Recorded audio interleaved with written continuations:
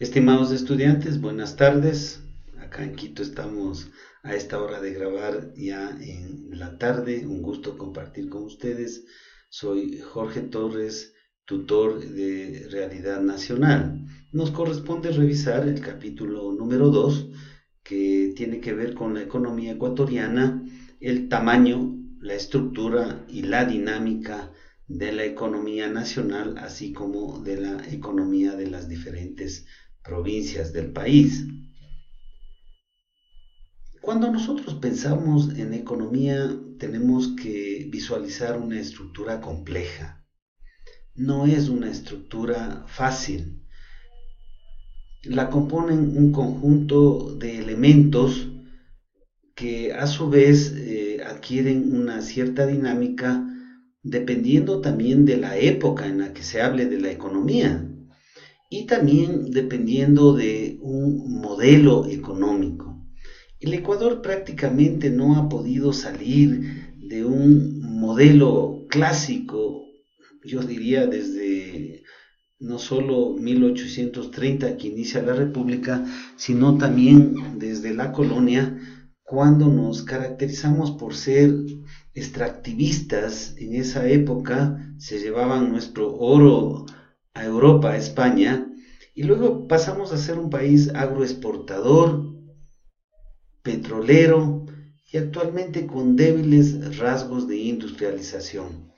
No se olviden que la explotación primaria de ciertos productos ha marcado la época económica, política y social de nuestro país.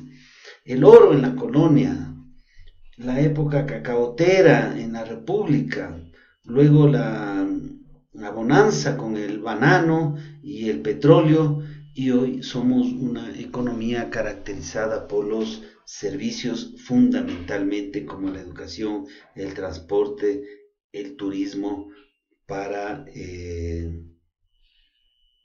poner algunos ejemplos. ¿Cómo se mide la economía? ¿Cómo se mide esta estructura compleja? ¿Cómo se mide? Pero fundamentalmente en su estructura, ¿no? Es a través del indicador denominado Producto Interno Bruto, el famoso Producto Interno Bruto, que significa el conjunto de bienes y servicios que genera la economía, bienes y servicios terminados en un periodo determinado, en este caso un año, y a precios de ese año. Es decir, estamos hablando de dólares, ya que nosotros también tenemos un modelo económico dolarizado. Por lo tanto, estimados estudiantes, el crecimiento de la economía se mide a través o con la ayuda de este indicador, el Producto Interno Bruto. Y aquí hay que tener mucho cuidado porque no es lo mismo crecimiento, no es lo mismo desarrollo de la economía y no es lo mismo bienestar de la población. ¿En qué sentido? La economía puede estar creciendo, el Producto Interno Bruto puede estar creciendo, puede tener un muy buen crecimiento, sin embargo, la población puede estar mal, puede también estar creciendo la pobreza en nuestro país, de tal manera que hay que tener mucho cuidado en este análisis que nosotros hacemos con relación al crecimiento, al desarrollo y al bienestar real de la población. Pueden crecer determinados sectores de la economía y otros no.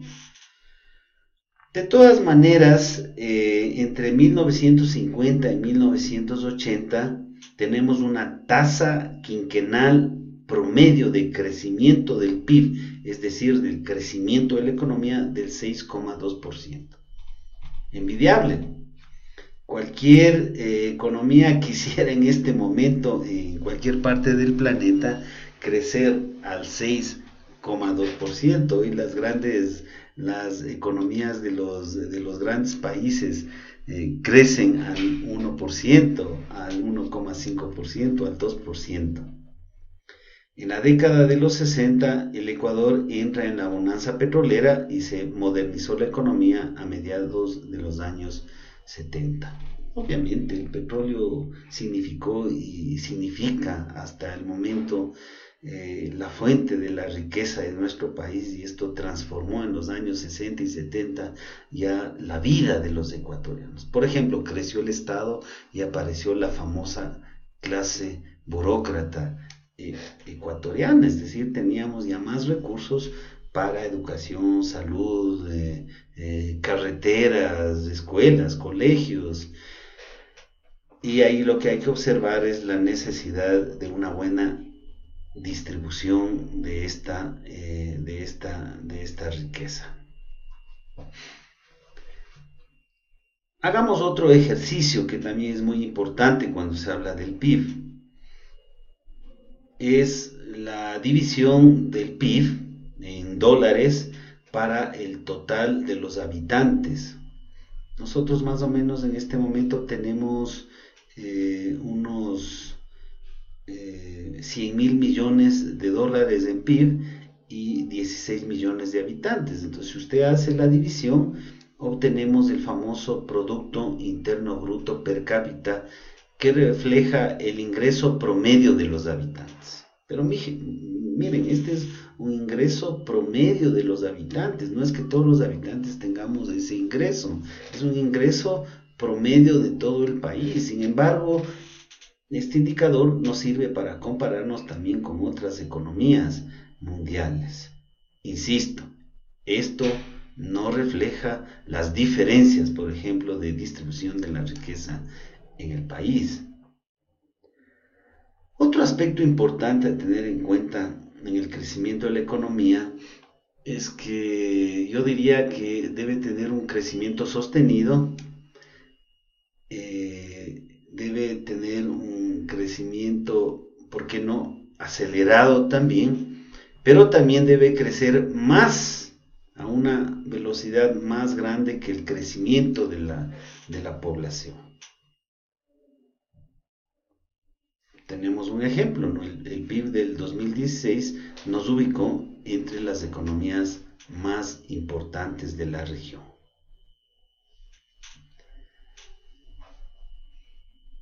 Si hablamos entonces del PIB, hablamos de la estructura de la economía. Y la estructura de la economía tiene que ver con sectores de la economía. Tres clásicos sectores: el sector primario, donde obviamente se destaca la agricultura, la pesca, la minería; el sector secundario, donde se aglutinan todas las industrias; y el sector terciario, en donde usted encuentra el comercio y los servicios. Por ejemplo, el sector primario o agropecuario incluye las actividades mediante las cuales se adquieren de la naturaleza alimentos y materias primas. Por ejemplo, son actividades de este sector la agricultura, la ganadería, la pesca, la explotación forestal y la minería. La composición económica, si ya hablamos por provincias, es la misma estructura que tiene el país, se refleja en las provincias, con los tres sectores fundamentales. Sin embargo, ustedes saben que cada provincia tiene sus propias características que la diferencian de otras provincias.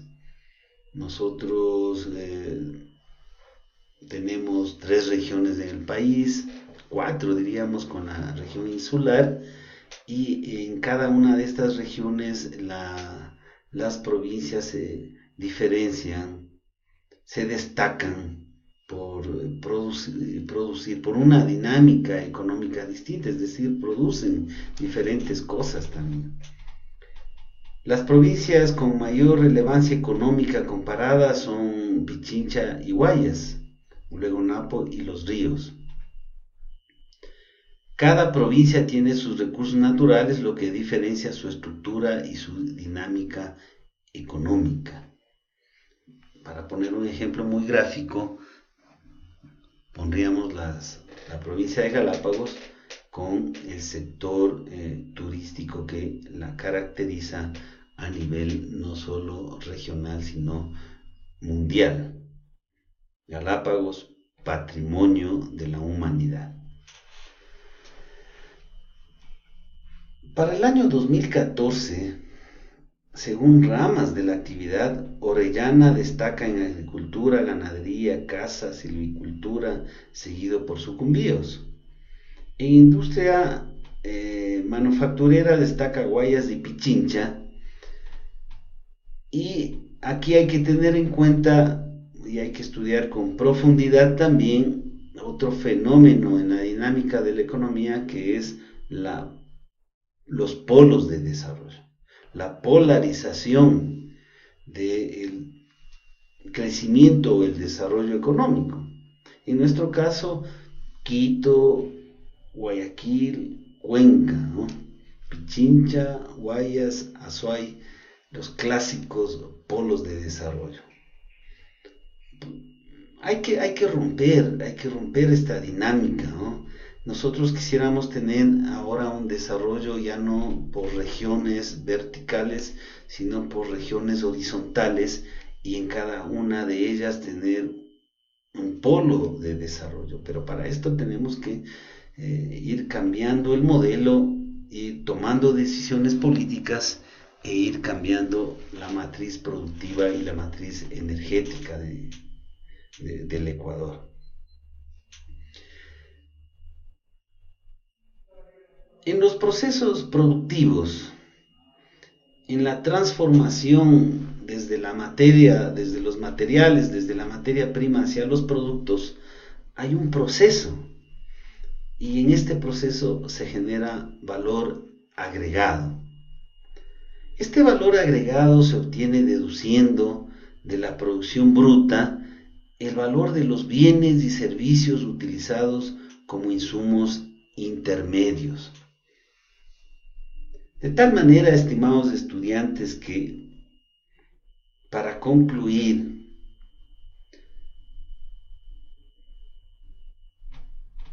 podríamos decir que es importante tomar en cuenta que la economía de un país es una estructura compleja.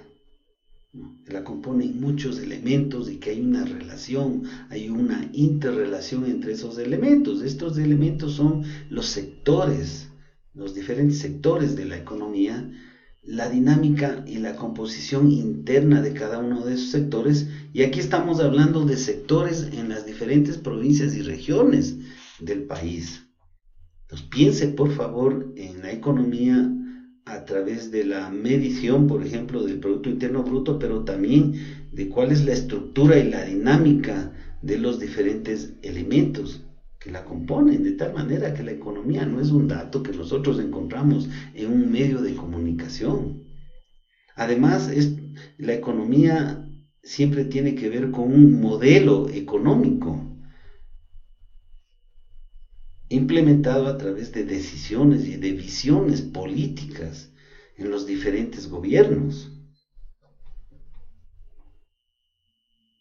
Vamos a pensar entonces en nuestra economía, también en la necesidad de un crecimiento sostenido, de un crecimiento acelerado de nuestra economía, ¿por qué no? Pero habíamos dicho que esto no es suficiente. Hay que pensar en la distribución de esta riqueza a nivel nacional. Tiene que llegar a todos los sectores, y esto significa que no exista la clásica división entre ricos, pocos ricos y muchos pobres, sino que haya una redistribución más equitativa de esta riqueza, de este Producto Interno Bruto nacional.